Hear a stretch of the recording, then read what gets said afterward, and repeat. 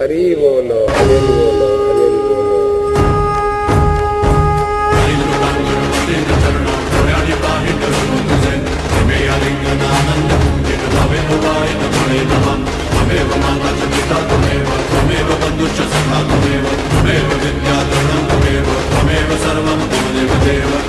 वाचा मनसेन्द्रियैर्वा जातृणावा करोमि यद्यत् सकलं